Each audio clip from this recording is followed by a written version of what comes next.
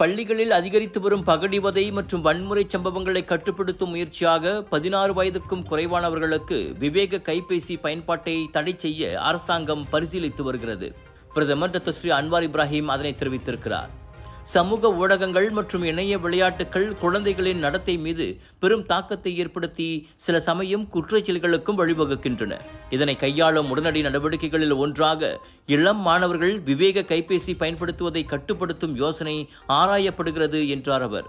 இதுகுறித்து கல்வி அமைச்சர் ஃபட்லினா சீடேக் விரைவில் விரிவான விளக்கத்துடன் பள்ளிகள், பெற்றோர் ஆசிரியர் சங்கங்கள் மற்றும் சமூக அமைப்புகளுடன் கலந்துரையாடல்கள் நடத்துவார்.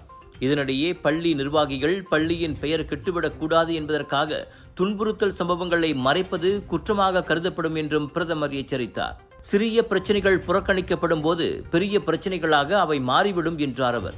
இவ்வேளையில் தொடர்புத்துறை அமைச்சர் ஃபாமி ஃபட்சில் அரசாங்கம் சமூக ஊடக பயன்பாட்டின் குறைந்தபட்ச வயது வரம்பை 16 உயர்த்தும் யோசனை பரிசீலிக்கப்படுவதாக கூறினார். இது மை கார்டு, கடப்பிதழ் அல்லது மை டிஜிட்டல் ஐடி மூலம் பதிவு செய்யப்படலாம் என அவர் கோடி காட்டினார். பிரம்மாண்டத்தின் உச்சக்கட்டம் கலர்ஸ் ஆஃப் இந்தியாவுடைய சவுதர்ன் இன்டர்நேஷனல் தீபாவளி எக்ஸ்போ தொடங்கியாச்சு. நாட்டின் தலை சிறந்த ஆன்லைன் மற்றும் ஹோல்சேல் வெண்டர்ஸுடன் ஆட்டம் பாட்டம் கொண்டாட்டம். தாசி சென்ட்ரல் ஸ்கூடாய் ஜோர்ல பிக் சேல். மனதின் இருள் அகலட்டும், அன்பின் ஒளி பெருகட்டும், வெற்றிகள் மலரட்டும், மகிழ்ச்சி எங்கும் பெருகட்டும். எங்கள் இனிய தீபாவளி நல்வாழ்த்துக்கள்.